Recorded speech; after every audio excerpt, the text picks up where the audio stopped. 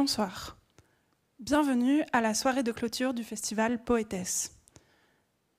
Après une résidence d'ateliers pendant lesquels nous avons traduit, écrit, fabriqué des fanzines, puis 3 jours de colloques, riches en discussions et réflexions, le festival Poétesse s'achève de la plus belle des façons, par une soirée de lecture et de performance. Nous remercions chaleureusement la Maison de la Poésie d'accueillir cette 3e soirée, de la diffuser sur sa chaîne YouTube, et nous remercions la web radio R22 Tout Monde qui diffuse la soirée en direct sous forme radiophonique. C'est avec une immense joie que nous vous proposons d'entendre ce soir 4 poétesses. Pour commencer, Mia Brion, auteurice, performeuse, qui, telle Jodie Foster dans Contact, écoute un signal. Dans ses poèmes, des sujets s'éclatent, se saisissent de rôles et ou les jettent, dans ou sans solution de continuité. Viendra ensuite Camille Bloomfield. Elle est franco-anglaise et sa poésie lézarde entre les espaces et hors du livre. Poèmes vidéo, poèmes relationnels, poèmes typodermiques, ses surfaces sont hybrides et multiples. Nous écouterons ensuite Caroline Bergwall, poète franco-norvégienne qui sera virtuellement avec nous. Elle explore des formes d'écriture émergentes à la croisée des arts et des langues, comme nous le verrons ce soir dans la vidéo qu'elle partage avec nous. La poétesse qui est Miss clôturera la soirée. Traversée par une écriture d'émancipation, ancrée dans l'afroféminisme, sa poésie pyromane repousse les murs et porte un désir de joie. Les virgules sonores que nous entendrons sont d'Aude Rabillon. Nous n'en disons pas plus et leur laissons place.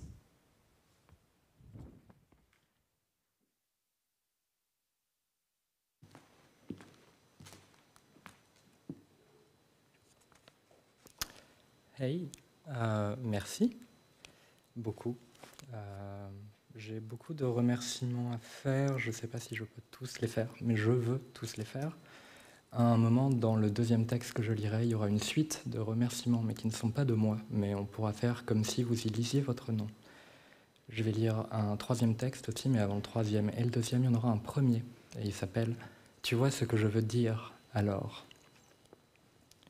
Et c'est pour ça que je t'adore. Tu viens me chercher devant le lycée comme si tu n'y étais pas ou plus, et je le dis à toutes mes copines. Mon copain vient me chercher pour m'offrir un croissant canette, un vendredi soir rue des Écoles.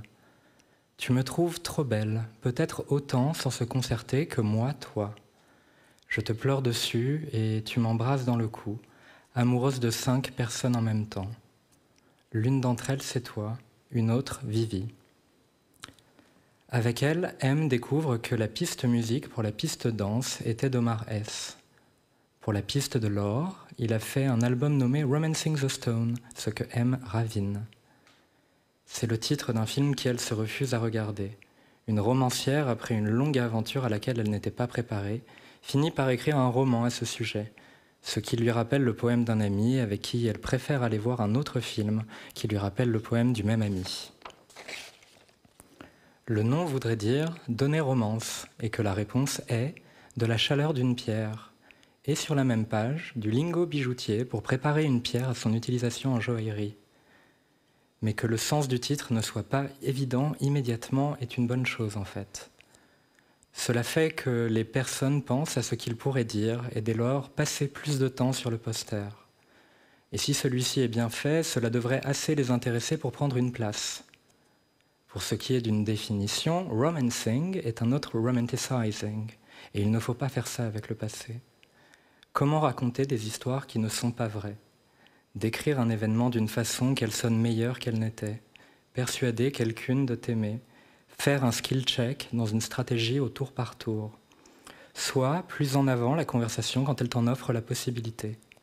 Cela peut marcher comme ne pas, puis tu ne voudrais pas forcer quoi que ce soit. Alors autre chose, bien que toujours un nouveau dépli t'aurait fait très plaisir. Et là, rejouer semble nécessaire. Alors, à chercher le même nom ailleurs, nous avons beaucoup de choses que tu ne comprends pas, mais ça te met toujours un peu hot. La pierre, l'affection et la romancer le jeu. Tu reviens sur tes pas, même si la sortie n'est pas là où tu es rentré. Et l'issue, c'est le problème, le nom que tu cherchais. Tu reviens sur ce que tu n'es pas, et combien contre tu l'es. Tu dis « je vis la vie dangereuse et nouvelle » après avoir remarqué l'or à travers la pierre. Le désir de creuser la même mine, non loin l'une de l'autre, fait que l'on se croise. Une exploratrice y est en stealth, usage de la discrétion et du camouflage, glande hormonale de la faune environnante, enchantée de notre rencontre. Ressortis ensemble, tu te présentes faite, usage de toi plutôt que mes usages, couverte un peu trop pour une saison qui finit par exister étrangement hors tout. Ta couverture saute et tu es assez vite compromise. C'est-à-dire que de reconnaître tel ou tel genre, enfin surtout l'un hors de l'autre, est l'injonction piégeuse. Pourtant, la couverture médicale t'est tant nécessaire. Reproduis-tu ce que tu n'es pas en reprenant l'un ou, qui est ici excluant, l'autre ? Pas tant de choix ici comme chacun des gestes est un reproche et propice à un interrogatoire. Tu vis dans un genre par dont le défaut est que le renforcement où l'on t'accuse de complicité est nécessaire si tu ne veux pas être dans le froid, mais tu veux le reflet des subjectivités que tu aimes et l'on retourne à la chaleur de la pierre. Dès lors, il s'agit de pouvoir raconter ses propres histoires, se recouvrir et l'échange des découvertes. De ces histoires où elles glissent au-delà de ce qui cherche à les contenir ont lieu les transitions, sans début ni fin, où synchrones elles tissent et décèlent de nouvelles, qui semblent avoir toujours voulu se frayer jusqu'ici. Les longer, c'est dire leur longing, comme les querer, c'est faire leur query. Combien d'un nom es-tu contre toi est une solution de continuité, soit un malentendu à nouveau où l'on dit « oui, tu as bien entendu ». On entend dire « on a trouvé une façon de continuer ou d'arrêter », alors que c'est une rupture qui permet de passer au travers d'une frontière, celle du déjà là et de l'usage, contre ce qu'elle a tenu à définir. L'intact à l'heure qu'il est, après celle de la division, apprend que la consolation était là tout le long de reconnaître ce que l'on abandonne. Tu ne finiras jamais entière, et peut-être heureusement. Ton corps est lacunaire, un chantier, et c'est la première fois que tu le vois autrement que par les coups, les portes, composé de cristaux agglomérés qui laissent entre eux des intervalles, et Restorer Content, ou Recovering n'y fait rien définitivement, est au mieux une définition, entre parenthèses, résolution, où se mêlent plusieurs avis. De te glisser dans la mine de la baignoire, tu retournes à la surface avec, à minima, une deuxième conscience, in extenso, doublée. Tu fais la reconnaissance d'un nom qui dit ton choix, de porter contre toi une communauté de noms qui portent tant de ressemblances avec d'autres, adjointes tant par une narrative que des concepts qui déterminent la performance. Tu reconnais un nom qui devient le tien, prête à reconnaître ce que ce nom prête aux autres, éprise d'une migraine à chercher ce que la philosophie a à en dire, à non, plus et pire qu'habituellement tu décroches. Et dans la liste leste, tu choisis quand même d'honorer ce qui perdure. Visé dans l'objectif, tu te retournes, toi. Tu passes les premières années et les relis aux autres, à dire ce que l'on sait déjà en disant « surprise ».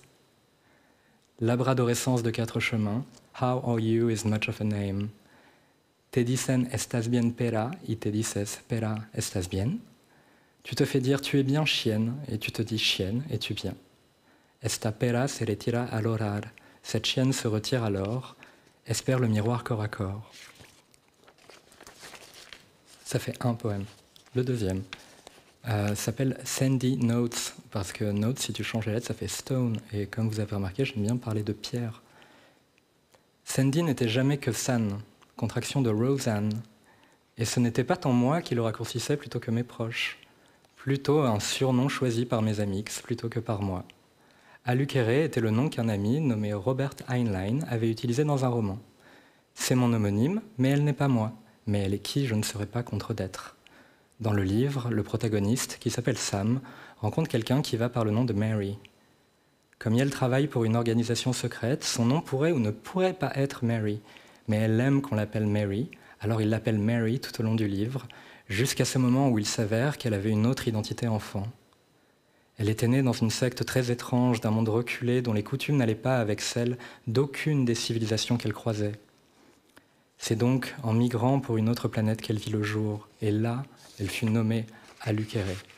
Je me suis alors dit « hot damn ». Voilà encore un de ces hot damn moments. C'est une femme connue contre un autre nom qui, en fait, quelques layers de réalité plus bas, est contre un autre, contre une autre réalité. Allons là, précisément. Bob n'a sûrement pas pensé que le nom serait un jour utilisé par qui que ce soit de réel, mais ça, je m'en moquais. Je l'ai alors emprunté et c'était OK pour lui. J'aime les noms qui ont des layers d'identité contre eux. J'ai écrit un roman dont le thème était un très petit groupe de femmes, une en particulier, qui commença à rêver dans un nouveau langage, et le rêve devint si vrai qu'elles commencèrent à le parler le jour. Ce langage s'élevait hors de son état de rêve et les accompagna dans leur parcours, et elles découvrirent finalement qu'en utilisant ce langage, elles pourraient tomber dans un autre univers, dans lequel d'autres choses étaient possibles, des choses desquelles elles n'avaient jamais rêvé, car elles n'avaient pas le langage pour les exprimer. Et parce que cet univers était attaqué par un groupe dont le but était de changer ce langage et de le restructurer de manière à ce que ces choses deviennent invisibles à nouveau, ce groupe de femmes comprit que ce qu'elles avaient à faire était de monter une armée et combattre ce groupe. Elles cherchèrent donc à travers tous les univers des femmes capables de se joindre à cette bataille. Et elles les trouvèrent. Elles organisèrent un noyau autour duquel elles construisirent leur armée et elles contre-attaquèrent. Et elles gagnèrent presque. Mais à la fin, la force contrevenante gagna. Elle ne pouvait pas les tuer, mais ce qu'elle fit fut de leur causer l'oubli de qui elles étaient, et d'oublier la source et le centre de leur pouvoir et de les éparpiller. Elles vécurent ainsi, coupées de qui elles étaient pendant de nombreuses années. Puis un jour, l'une d'entre elles se mit à rêver encore, et encore elle dut s'essayer à gagner cette bataille. Encore donc, elle se mit à la recherche des autres. J'étais l'une de ces autres. C'est mon mythe personnel. Et l'une des choses que j'étais dans cet univers était une femme. C'est un scénario de fantasy, impair à la réalité, mais c'était une base intéressante pour un livre qui était à la fois un long fragment d'une lettre lesbienne séparatiste pour guider le prochain layeur, et une image assez juste des mouvements féministes lesbiens des années 60 et 70 depuis un certain point de vue. Cette vue avait à voir avec les découvertes que certaines d'entre nous faisaient à propos du langage et la façon dont le langage était utilisé. C'était à ce moment qu'Adrienne Rich écrivait The Dream of a Common Language. Un peu plus tard, je devenais ami avec la théoricienne culturelle Donna Haraway, une universitaire dans le programme d'histoire de la conscience à l'University of California, à Santa Cruz. Haraway était en pleine écriture du manifeste cyborg. Et pendant que j'étudiais pour mon doctorat avec Haraway et James Clifford, j'écrivais l'essai « L'Empire contre-attaque, un manifeste post-transsexuel ». Après une considérable discussion avec Haraway, je commençais à écrire. Donna et moi en avions parlé plusieurs fois, et Donna était incroyable. Elle m'a dit « Do or do not, there is no try ». Ce qu'elle a dit en fait, c'est que c'était mon choix et celui de personne d'autre. Pendant ces discussions, j'ai réalisé que j'étais en présence d'une personne qui, dans son propre temps, avait eu à faire ses propres et durs choix, et parfois en payer un terrible prix. Mais elle continuait malgré tout à prendre la position de la batteuse et d'envoyer la balle sur un tout autre terrain, et c'est ce que j'apprenais d'elle. La théorie, bien sûr, la théorie, mais le courage. Comment enseigner le courage ? Les académismes américains parlent beaucoup de dire leurs 4 vérités au pouvoir, puis d'étalent comme des lapins apeurés. Mais voilà où j'étais, me voyant offerte la présence d'une personne étonnamment courageuse. C'était maintenant à mon tour, et je devais tenir tête à tant d'honnêteté et m'y rendre égal. Nous savions toutes les deux que publier le Post-Transsexual Manifesto pourrait mettre fin à une carrière. Mais je pense que Donna savait, comme moi, que si je ne le publiais pas, je ne pourrais plus vivre avec moi par la suite. Donc, j'ai publié. Et vous connaissez la suite. Je voudrais remercier Gloria Anzaldúa, Laura Czernaik, Ramona Fernandez, Tirza Goudaï et John Artigan pour leur précieux retour sur les premières versions de cet essai, Judy Van Macadam et Donald Loeb du programme de dysphorie de genre de Stanford pour leur aide inquiétante, Wendy Chapkis, Nathalie Magnan, l'Olivia Records Collective, pour qui prendre soin dans ces temps difficiles me rend profondément reconnaissante, Janice Raymond, pour jouer le Luke Skywalker de mon Dark Vador, Graham Nash et David Crosby, et Christy Statz et Brenda Warren pour leur fermeté. Et je remercie tout spécialement Donna Haraway, dont la perspicacité et l'encouragement continuent d'informer et illuminer ce travail. Pas besoin de dire cependant que les débuts sont les périodes les plus délicates et critiques dans lesquelles, alors que les premières pierres sont toujours visibles, est la nécessité de prêter une exquise attention aux détails. Et maintenant, pour les détails. Emla et John. Emla rencontre John un matin d'automne. John rencontre Emla et lui demande si elle aime ça. Comment est-ce que tu traduirais, enfin, est-ce que tu voudrais, qu'on fasse un back-to-back et 1, 2, 3, 4. A duel corps à corps, dos à dos forevermore, une musicale synastrie, une damn fine couple au coffee. Retournement sur retournement, ou peut-être s'étaient-ils rencontrés avant. Y a-t-il toute une lore d'elle en chœur? Quelle est l'histoire de leur profondeur? Emla Lone part danser dans le club solo. Aime-la fond dans la musique, c'est trop beau. Aime-la more than ever, whispers on, oh, John. Aime-la n'en pouvait plus d'attendre, à chaque chanson ne faisait qu'entendre. Soit ce que John pourrait jouer, soit si Yells allait bientôt bouger. Car John Slutton est un cowgirl, looking comme et pour trouble. Il regarde ses cartes une seule fois avant de les poser sur la soie. Il a échangé sa main, d'où est, sans jamais la montrer, toujours à l'ouest. John enfin atteint son soleil levant, aime-la en plonge dans un sommeil touchant. Chaud dans le sens c'est chaud samedi, et Yells s'étire jusqu'à la matinade au mimi. John Slutton alors écrit « The flux was not just sitting about in the air, it was flowing whether one was static or moving. Mia was also there, standing like them against a wall, silent and high like a delicate rose. » C'est comme ça que John a confondu Moore et Rose. Aime-la encore, aime-la se levait hors du morose. Aime-la marche comme une dyke. Il retrouve John qui remarque elle et là. Et P et M et A. Aime-la actually is now crushing. Sur toutes les personnes manifesting. Et Aime-la alors se dit je suis ce même avec un personnage d'animé habillé en mauve qui fait face à nous, avec des yeux bleus rouges fardés de lavande, les cheveux en bataille où est écrit ce qu'elle pense high and more. Transition has been going so well. I finally feel able to express my femininity in the way that aligns most deeply with myself. And every day I find I am more and more present in all my relationships, more confident in everything I do now. Also, I realize that I'm a huge fucking lesbian. Pour John, est-ce la même? Et dans ce genre de cas, aime la same. Et elles sont de huge fucking lesbians, pluriel à lesbians. Dans le continuum de leurs apparitions politiques et leurs expériences large vision, à se prêter leurs pistes favorites, en espérant répondre à l'appel vite. C'est ça, la poésie, se dit aime la lire, le dépli du travail sur le désir. Décrochant le téléphone, une rotation quand le dit John. Et quoi alors les étincelles et toutes les pierres personnelles? De l'autre contre l'une, genre Uranus, Neptune, des noms, des lettres, des signes that make me wanna sing. Now we're gonna run this game, living up to our names, playing with the same things, leaving the Jesus name behind. Soit le nom de la première PMA, oui, Yel, c'est John et Aime-la. Oui, Yel la veulent pour toutes, sans condition, avant le mois d'août. P-M-A. P-M-A. P-M-A. P-M-A. Ployé sous moi, bientôt âgé, sous poids d'un ménage aboli. Pilule contre mal d'aimer. Projet d'enfant mieux assouvi. Prier, miracle accéléré. Patienter, morale aguerrie. Pantin médical averti. Plutôt mourir qu'abandonner.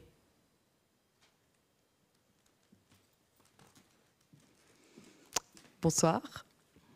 Ce premier poème fait partie des poèmes relationnels, donc une série de 8 en octosyllabes que j'ai écrit pendant le premier confinement et que j'ai dédié à des personnes de mon entourage. Merci à Mia de m'avoir accompagnée. À ce moment-là, les centres de PMA en France étaient fermés, la PMA faisant partie des services médicaux considérés comme non urgents. Au-delà de ce contexte particulier, c'est bien sûr le contexte plus général de la loi sur la bioéthique qui a inspiré ce poème visuel et les discussions nauséabondes qui y sont liées.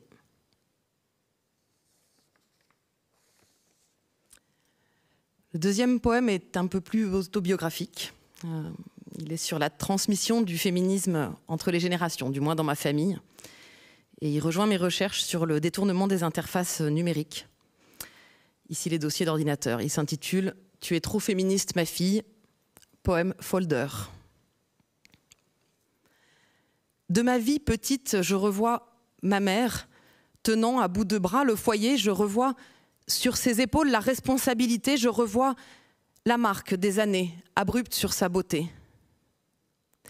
Et si l'oreille je tends attentivement, j'entends « Je veux être autonome, je suis indépendante moi, je veux travailler à demi ou à plein temps moi, je veux un salaire propre et un droit sur mon temps ». La charge mentale chez nous faisait scandale. Ma mère s'en révoltait. Elle le traduisait par des cris de colère, indignation totale. Une folie des listes. Et elle nous répétait « Note-le sur la liste. Note, note, note. Je ne m'en souviendrai pas. » Quelle liste ? Liste des choses à dire, liste des courses à faire, liste des légumes de saison, liste des plats à cuisiner, des gens à appeler, des jours de marché, des choses à lister, des listes à lister, liste de ce qu'on ne peut plus lister, lister pour se faire aimer, lister pour se délester. Alors qu'aujourd'hui tu t'écris « Tu es trop féministe, ma fille », je veux dire très fort combien je suis fière de ta force, fière d'avoir été élevée dans un foyer où la recherche d'égalité était un combat quotidien. Fière d'être fille de féministe, plus féministe que sa mère.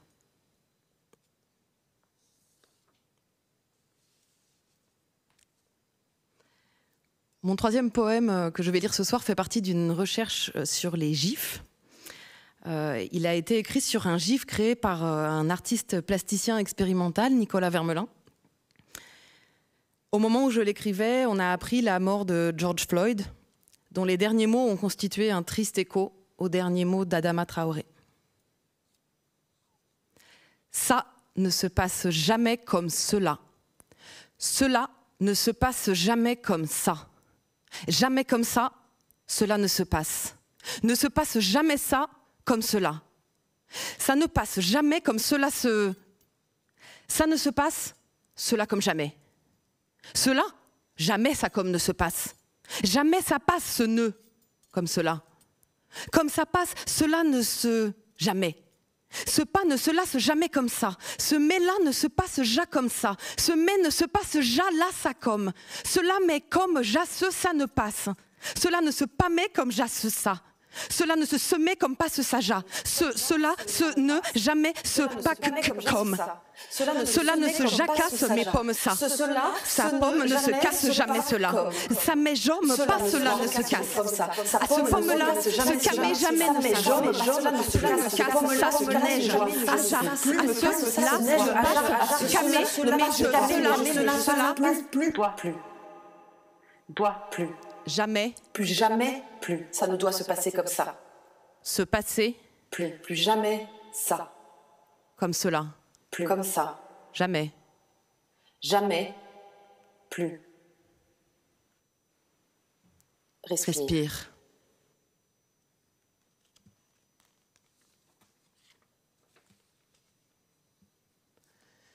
Les deux poèmes suivants font partie d'une pièce qui s'appelle Les Immobilités, une pièce du compositeur Nicolas Chorchis.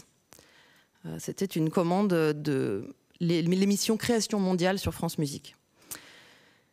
J'ai imaginé 5 situations d'immobilité auxquelles peut être confrontée une femme. Donc les titres de ces 5 pièces sont Immobile langue, Immobile corps, Immobile société, Immobile action et Manifeste pour la mobilité. Je vais vous lire Immobile langue et Immobile société.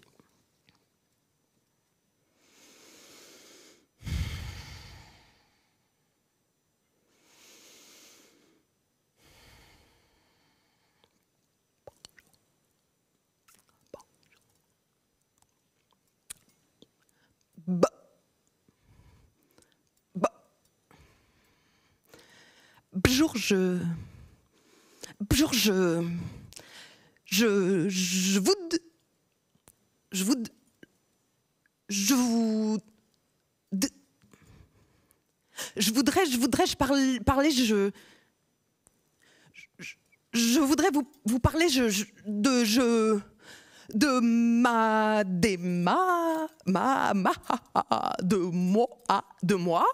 moi et de ma boule, de ma bouche. Mais ma bouche est collée. Tout ce qui sort de ma bouche est collé. Tout ce qui sort de ma bouche est collé en bloc, collé en loc, en bloc de roc pour mort, croque, mot. Coller est ma langue, alors que je suis femelle. Coller ta languille est ta le mal, ma langue. De ma bouche est collée et ta languille, ma langue décollée. Ma grande langue a décollé, car élevée à coller mes mots, à coller moins fort, à coller en me taisant, à me baisser, car trop grande, toujours trop grande, ah, trop fort, je parle toujours trop fort, ah. Alors je baisse, me blesse et me colle jusqu'à ce que je n'ai plus de mots, des mots, je suis émovidée, homovida, immovidée, ammobilée, ma langue est collée à ta bile.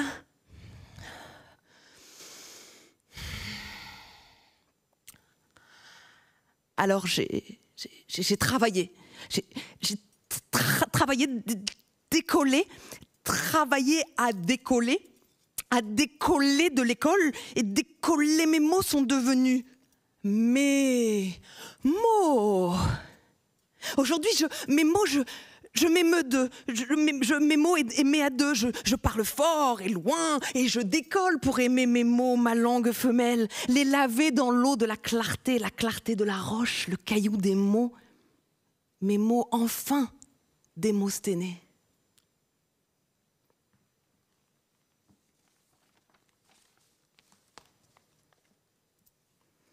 Immobile Société, dédié à Eliane Viennot. L'Académie française, le 26 octobre 2017, à propos de l'écriture inclusive. La langue française se trouve désormais en péril mortel.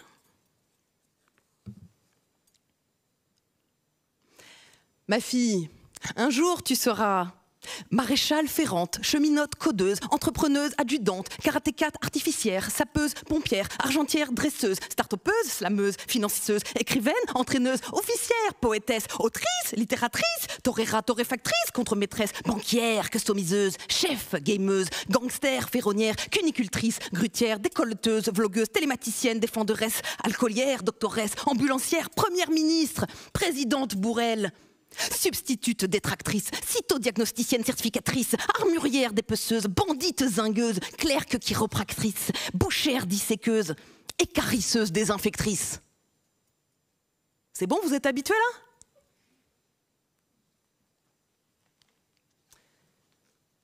Pour continuer, un deuxième petit gif, toujours sur, poème gif sur un gif de Nicolas Vermelin, qui a travaillé à partir des archives judiciaires, des photos d'identification des criminels de la police. Alors ce gif m'a intéressée et j'ai voulu le mettre en lien avec le thème de la vidéosurveillance aujourd'hui. Identifiez-vous s'il vous plaît.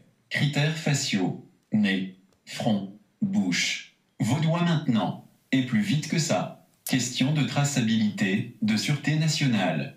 Question de reconnaissance vocale. Question de biométrie faciale, question d'anthropométrie judiciaire, question d'authentification, question de fichage, question de vidéosurveillance. Oui, je dis vidéosurveillance. Je suis un robot donc je prononce mal. C'est ma bêtise artificielle lol. Qui êtes-vous, qu'avez-vous fait? Où étiez-vous, où alliez-vous? Êtes-vous aimable et savouable? De quoi êtes-vous capable, de quoi êtes-vous coupable? Pourquoi on vous accable, où sont branchés vos câbles? Présumé blâmable, chiffrable, datable, décelable, détectable, commensurable, non effaçable, défavorable. Êtes-vous celle que vous prétendez être? Wesh. Répondez. Trêve de papouille. Identifiez-vous Ma s'il gueule, vous plaît. je la brouille, je Critères t'embrouille. faciaux. Mes armes sont Nez, légion. J'ai le maquillage, j'ai la coiffure, j'ai des costumes, des chapeaux, des pots de combat. Tu la vois ma mèche entre les deux yeux là? Tu le vois mon sourcil redessiné? Ma peinture de guerre sur la joue? Par ma joue, je te joue des tours. D'un détour, je déjoue tes algos sans rythme. Je t'en foutrais, moi, de la vidéosurveillance. Je porte un voile dans l'espace public. Je suis non-binaire. J'ai un masque sanitaire. J'ai les pixels pour moi. J'ai même chez moi un hacker. J'ai le droit. Je consens ou je consens pas. Et j'active ma résistance et je m'identifie si j'en ai envie.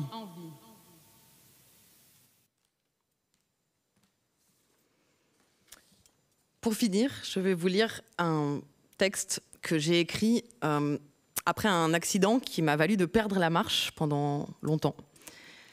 Et je l'ai écrit à un moment où je ne savais pas si j'allais pouvoir remarcher un jour. Et c'est un texte qui, véridique, m'est venu quasiment entièrement en rêve. Il est en anglais.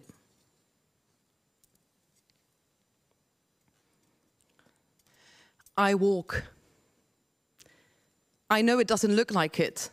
And myself, I don't always believe it, but I walk. It's slow, it's clumsy, and there's pain most of the time. When I wake up in the morning, I ask myself, how far can I go today? When my mood is dark as a stormy sky, I roll my eyes and scare myself. Will I ever walk again? It might sound obvious to the wisest, but for me, it's a bit of a hocus pocus, because you have no idea how it's precious until you've lost it, until you're stuck with you, yourself, and you. I don't run, I don't jump, I don't swim, I can't dance, I can't sit, I can't stand still to watch through the starlit night. I've learned to walk slower than all of you together, slower than my dad when he's working on the cover, slower than the oldies who like to take me over, for once they can beat someone so much younger. I decided that I'd just let it be and struggle less and less with that good old philosophy. I've even embraced slowness as a lesson for a blessed lesser life, because I might walk slow, but I walk. I take the power of the word to the power of the walk, the power of the walk to the power of the word. I take the power of the word to the power of the walk. Walk your words, baby. You get to choose your own pace. I walk. I merely need to say it, enough to feel like I walk. So I do it a lot, over and over. I test it in each language I know. Je marche, ich gehe, mer camino. Nothing works as well as I walk. I hush it like a pagan prayer, silently shout it like it's my last hour. And I dream of all the walks that could come live again if I gave them once or twice an existence through sound. I dream that I'm tiny. I walk at the top of your head, on the back of your hand, on the tip of your toes. I nearly fall. You can't see me, I'm too tiny, but I'm all around. Here, there, here now, there again. Whoops, sorry, that's your nose. I swear I was heading to your toes. Sometimes I'm unsure where to walk, I just walk. And then I'm huge. And I walk from planet to planet, one planet a step. I'm so huge, no one can notice that I walk. And why is no more a question. My pace is of a long-headed giant, bent forward, thin, careful not to tread on a life, 2 or maybe 1,000,000, during one of my intergalactic hiccups. And while I walk, the sun holds in my hand and the moon is at my ear, singing songs that I'm not about to forget, not till I walk. I take the power of the word to the power of the walk, the power of the walk to the power of the word. I take the power of the word to the power of the walk. Walk your words, baby. You get to choose your own pace. I'm old. My very first stick now hangs on the wall. Next to the more recent ones, the modern ones, I swear I love them all. Vivid memory of an agitated youth. I go faster than the old ladies now. Girls, I have many years of practice, no need to try and beat me. I walk faster and faster towards my own death, hoping they won't shoot me like that poor dying deer who couldn't walk anymore. And now I run to you like Kevin Costner to Whitney Houston on that famous tarmac, or through the blooming fields without watching where I run. I run like I've never stopped running and it's just for fun. I wish you could see me, Mum. I run better than I've ever walked. See how I've learned your lesson, Mum? How much I fought? Look, I'm like them now. I'm invisible. I run now. I'm invincible. I take the power of the word to the power of the walk, the power of the walk to the power of the word. I take the power of the word to the power of the walk. Walk your words, baby. You get to choose your own pace.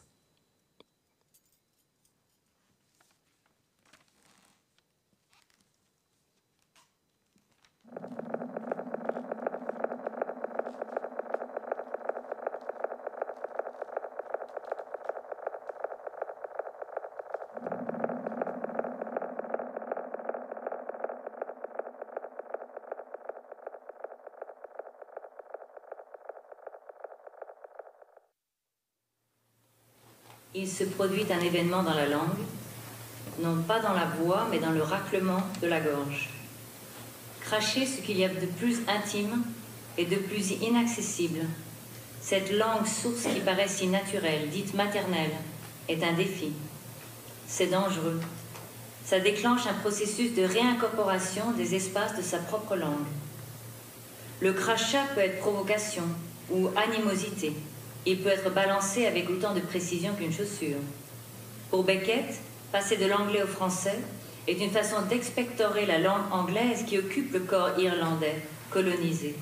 La récurrence dans son œuvre de la perte du langage, du bredouillement de la langue, de la mémoire assistée et de la gestuelle révèle qu'il combattait une langue avec une autre, transformant simultanément la langue source crachée et sa langue d'adoption. En français, se racler la gorge, c'est avoir un chat dans la gorge. Pour se racler la gorge, il faut cracher un chat. Un crachat, littéralement un crachat. En se raclant la gorge, on pourrait prendre conscience qu'on a aussi craché de l'argot, une chatte, un minou. Cela ajoute et entretient un lien libidinal et érotique à sa chatte. Quand je prends conscience que je suis sur le point de parler, mon corps change, mon chat apparaît. Chat, c'est le ton de mon discours, son accentuation, son autographe. Chat, c'est l'accent subjectif de mon discours, l'intonation de mes structures verbales, le bredouillement de mes silences, une accentuation totalement évidente. Qu'adviendrait-il donc si je décidais de parler avec un chat dans la gorge? Nous sommes de plus en plus nombreux à vivre hors du pays où nous sommes nés et à être citoyens de première ou de seconde génération, résidents de longue date ou nouvel arrivants, si bien que notre expérience du passé et du lieu est faite de ruptures, que nous ayons ou non le sentiment d'appartenir à une diaspora. Celui ou celle qui, partant de rien ou de points d'accès d'abord invisibles, éprouve la nécessité de revendiquer une allégeance ou un lien à une culture plurielle, à un puzzle complexe et vivant de marqueurs multiples et de circonstances biographiques laissées sans traduction, et se demandera souvent ce que l'appartenance linguistique signifie, ce que parler couramment implique. Rechercher cela dans les moindres recoins de la langue, dans les tissus conjonctifs et lubrifiés de la langue, autour de la langue, c'est parler et travailler avec un chat dans la gorge. Il y a donc friction dans la bouche du locuteur, friction à la gorge. La friction fait prendre conscience des liens et des obstructions. L'air qu'on inspire, le son rauque quand on se racle la gorge, le crachat qui monte, les bruits qui s'ensuivent, les mots qui prennent forme.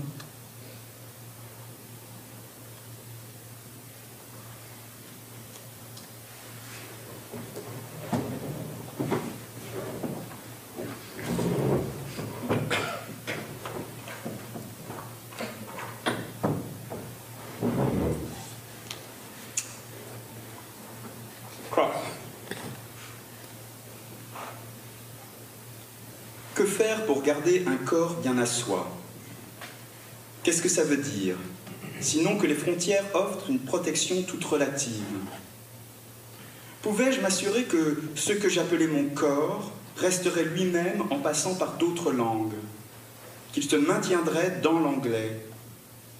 Et parce que je ne savais pas, et que je n'étais pas sûr, et puisque pour un grand nombre de gens, pour un nombre considérable de gens, pour un nombre toujours plus considérable de gens, pour un nombre de gens toujours plus grand, tout ceci est loin d'être évident, ceci n'est pas évident, ceci ne va pas de soi, ça ne fait même pas sens, je n'ai jamais vraiment su. Some never had a body to call their own before it was taken away. Som aldrig hade en kropp de kunde kalla sin egen för den blev revet bort. Ce dont le corps d'emblée leur est arraché. Some never had a chance to feel a body as their own before it was taken away. Som aldrig fick uppleva en kropp som sin egen för den blev revet bort. Ce dont le corps d'emblée leur est arraché. Some never had a chance to know their body before it was taken away. Som aldrig fick känna sin kropp för den blev revet bort. Ce dont le corps méconnu d'être arraché. Some were never free to speak their body before it was taken up and taken away. Som var aldrig fri till att se sin kropp för den blev löftet upp och revet bort, ce dont le corps est arraché.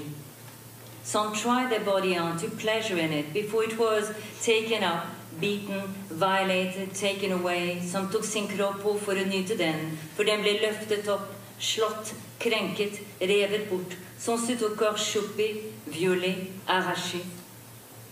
Some had their body for a time, then it too was taken away, all parts of it. Some hade sin kropp i en tid, så blev den också revet bort, eller delar av den, som ceux dont le corps n'est plus signalé comme l'un des leurs.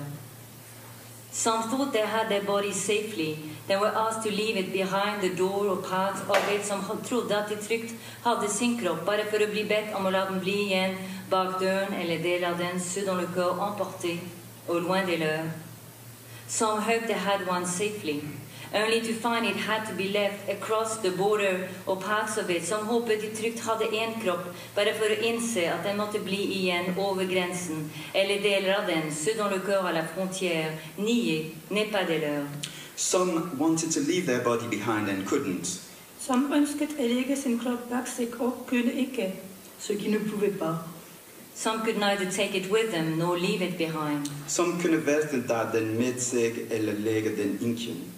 S'y prendre, s'y laisser. Some bodies are forgotten in the language compounds. Some immense pressure is applied onto the forgetting of the ecosystem some escape from. Some bodies, like languages, simply disappear. Nogle kropper liksom spræk bliver simpelt til bøte, disparaissent comme des langues. Some or many are being disappeared. Nogle eller mange er blevet bøte.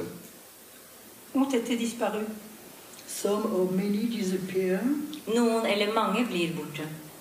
Sont nombreux disparaître.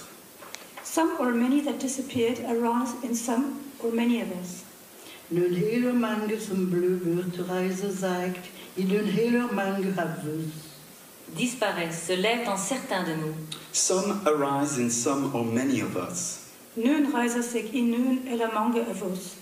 Se lèvent en nombre de nous. Some that arise in some of us arise in many of us. Nogle som rejser sig i nogle af os rejser sig i mange af os. Qui, se levant en nous, se relève en nombre de nous. Some that arise in some of us arrive in each of us. Noen som reiser seg i noen av oss kommer frem i hver av oss. Qui, se levant en nous, se relève de chacun de nous.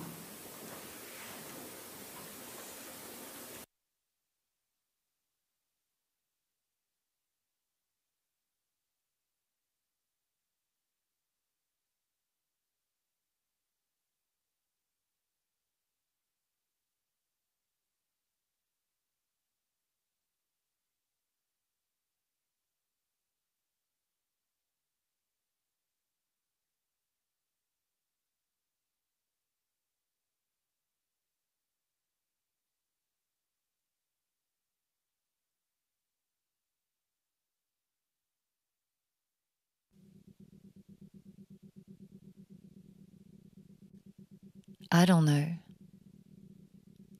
I no longer know, did I ever know how to measure the passing of time? How to measure isolation, shared yet not, its intervals, moments, instants, nor the velocity of sudden waves, open channels of temporal flow. Night seems to fall now for 12 hours at a time.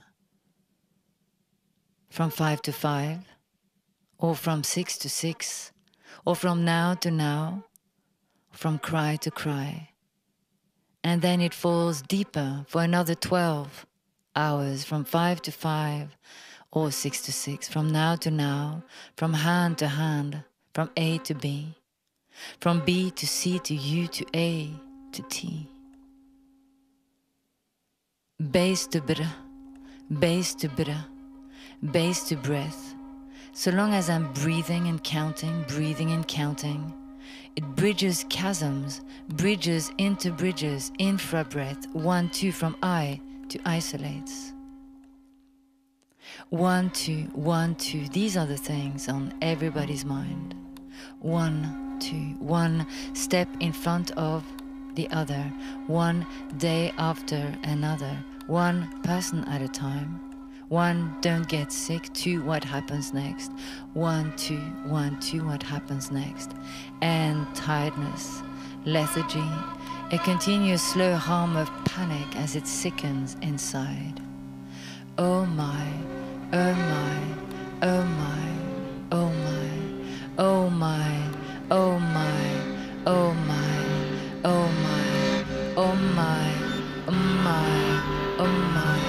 oh my. I don't know.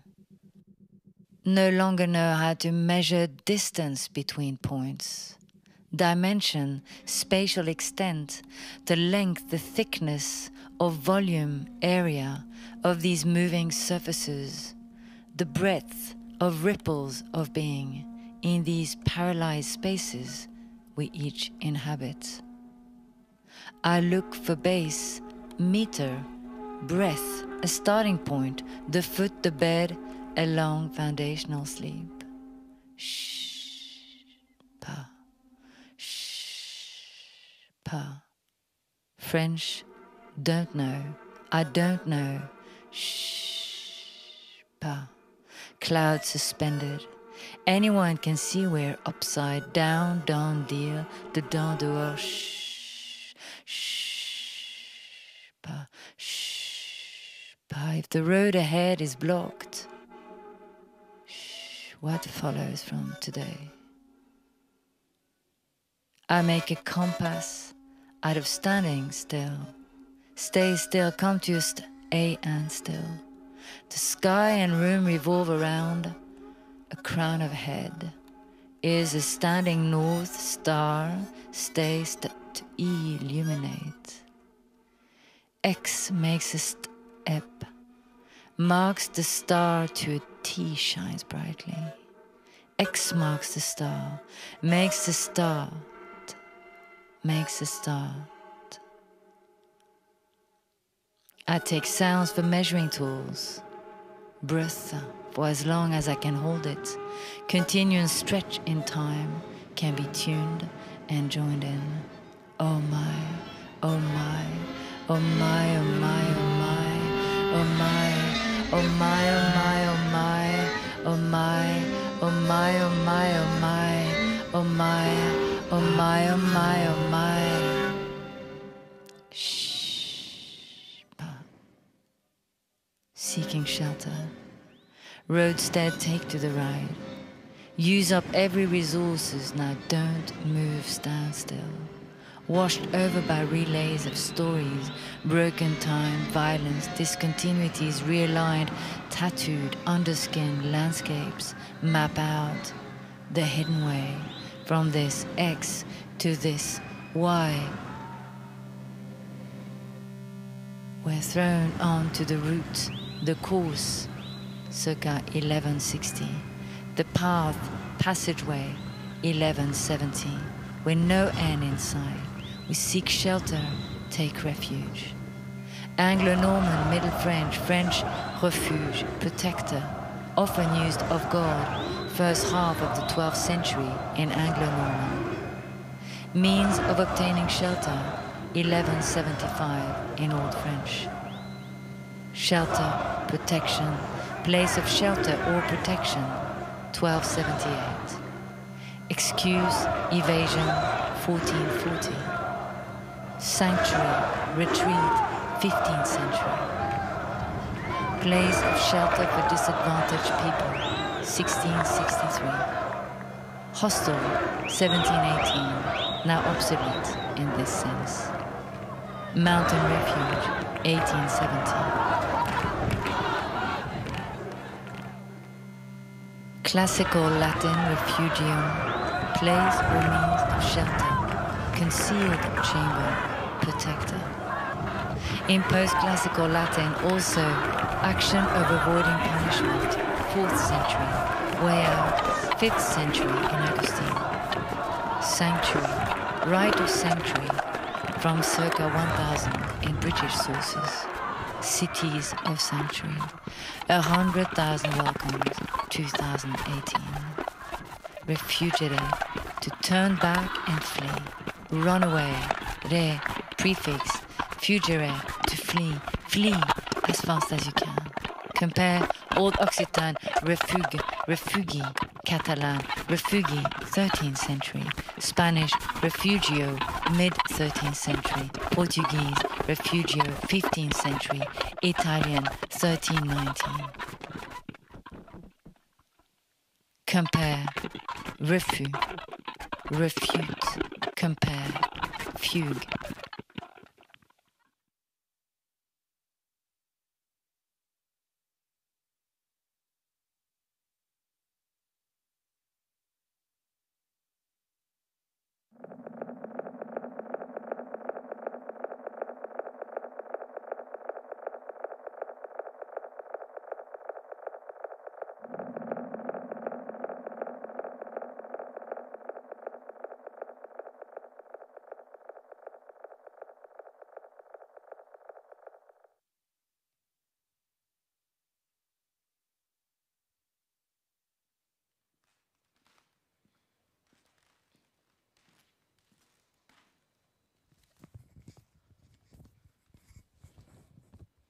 Bonsoir. Merci à la Maison de la Poésie et aux organisatrices du colloque de m'avoir invitée. C'est un honneur pour moi de clore un peu ce colloque. Je vais commencer par dire merci.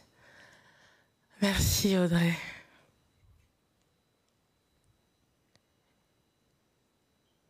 Et quand les paroles des femmes crient pour être entendues, et quand les paroles des femmes crient pour être entendues, et quand les paroles des femmes crient pour être entendues, et quand les paroles des femmes crient pour être entendues, et quand les paroles des femmes crient pour être entendues, tant de silences doivent être brisés.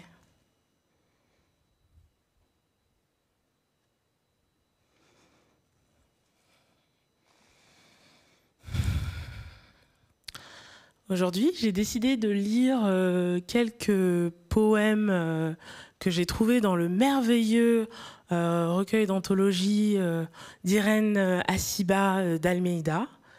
C'est un recueil d'anthologie de poétesses et de femmes poètes d'Afrique, d'Afrique centrale, d'Afrique de l'Ouest. Je suis allée voir ce recueil parce que j'avais une méchante tendance à concentrer mes recherches sur les femmes d'Amérique du Nord, et c'est mu par la culpabilité que j'ai trouvé ce bijou. Parmi ces poèmes, je vais en lire un de Dominique Aguessi, trois, un de Dominique d'Aguessi, un de Tanela Boni, et un de Fatou Ndiaye Sow. Et je vais aussi vous lire quelques extraits de mon recueil de poésie.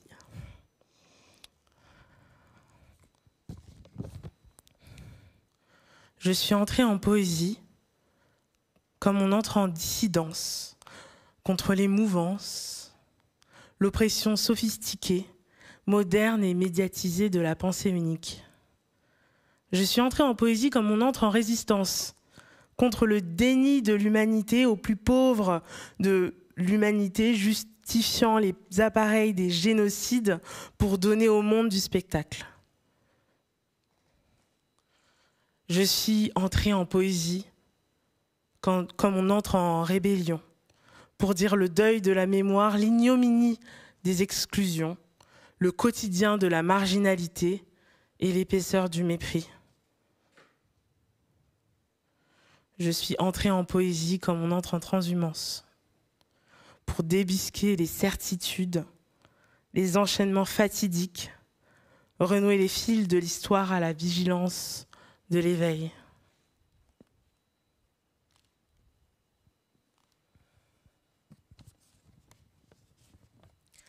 Nardal, Thiam, Roussy-Césaire, vos propos stellaires réduits à néant par le trou noir de l'histoire. Solitude, quelle fierté m'inspire ta résilience. Tes mots incitent à la dissidence et les pamphlets de nos guerrières traversent les années-lumière. Vos noms ne sont pas dans les manuels scolaires, perdus, enterrés, sous la poussière. Crier vos noms, crier votre résistance me semble pourtant une évidence. Nos cadences rythment nos pas, leurs cris passés hantent nos combats, leurs demandes dessineront nos rêves, leurs désirs viendront mourir sur nos lèvres. Thiam, Roussy-Césaire, Archimède, Nardal, La Cascade, Doubounia, Solitude, Dambouri, Crenshaw, Lordé, Miano, Sceaux, Morrison, Hooks, Condé, Ndiaye. Nos étoiles des Suds, nos repères dans le soir, nos lumières dans la grande nuit, nos lunes dans le noir.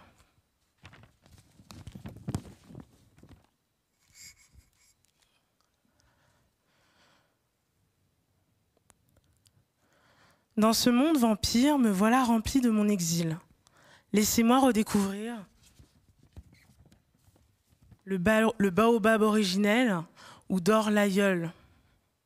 Dans la rumeur profonde de sa solitude première, laissez mon œil éclaté de myriades de soleils voyager dans l'espace-temps sans rivage et dissoudre dans la foi les râles de l'angoisse et pêcher des éclats d'espoir dans l'horizon pourpre du couchant pour ennoblir le rapace humain, bourreau ou victime, à la recherche d'une étoile lointaine, cachée aux portes du silence, dans l'univers de l'espérance. Laissez-moi déchiffrer, au pied du baobab originel, le message de mes coris, où je lis que chaque époque vit son drame, chaque peuple ses souffrances, mais qu'aux portes du néant, chacun s'arrête et pense.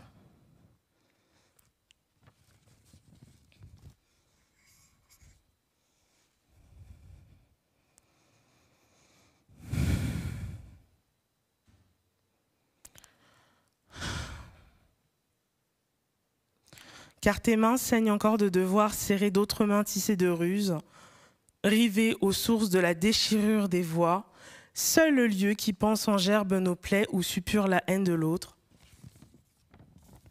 Mais ta peau ne dort pas, à l'ombre des maux du monde. Ta peau est fenêtre d'avenir, vers un lointain futur dont tu traces les lignes avec la fine pointe de tes yeux. Et je continue d'offrir ma peau en partage, au soleil, la mer, au vent qui vient, à la pluie inattendue, ma peau sans couleur parce qu'elle est couleur, sans qualité couleur tout court, ma peau qui va si bien à tout poème, à toute parole, comme étincelle d'espoir dans la nuit de vos mots assassins.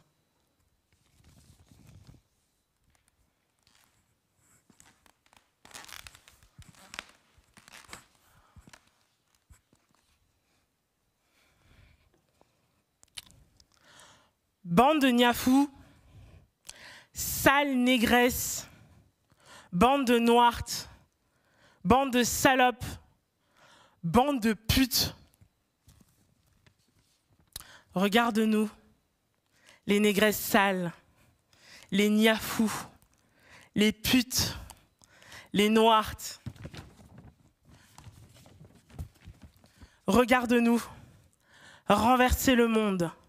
Regarde-nous, laide, sale, effrayante, terrifiante, magnifique, inoubliable. Regarde-nous, regarde-nous, regarde-nous, renverser le monde. Regarde-nous prendre toute la place. Regarde-nous devenir. Regarde-nous devenir le centre de l'univers. Brillons, divine négresse, brillons. Et si l'autre, ébloui par la poussière d'étoiles que contenaient nos auréoles crépues, et le reflet du soleil fleurissant sur nos peaux sombres voulait éteindre les rayons de nos auras, il devra se rendre à l'évidence. Nous sommes toujours debout.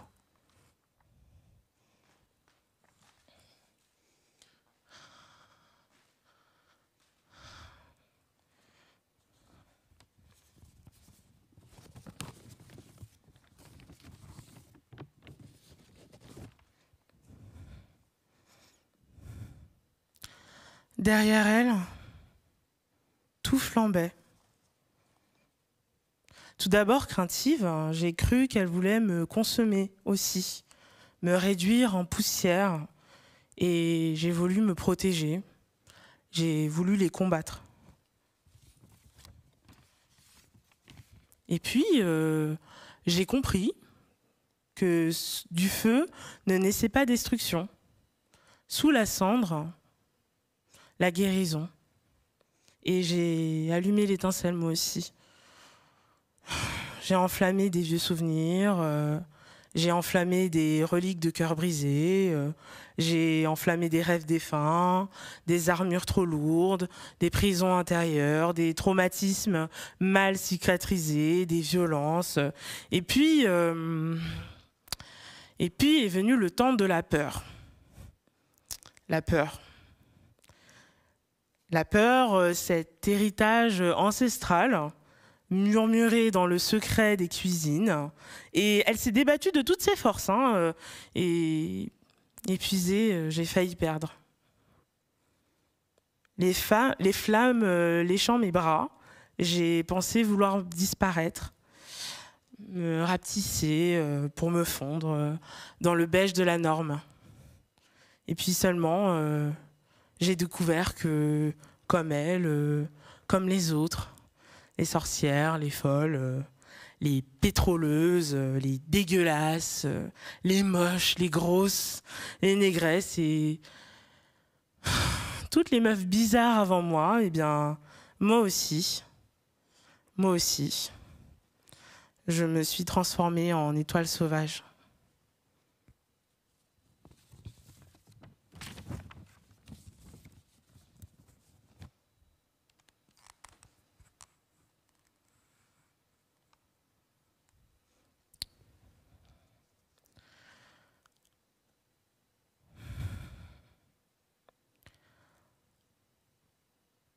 Quand on tente tous les jours de te fendre en deux, et qu'entre les blessures coulera l'or précieux que les explorateurs colons veulent recueillir, tu te souviendras que tu n'es pas arrivé seul sur cette terre.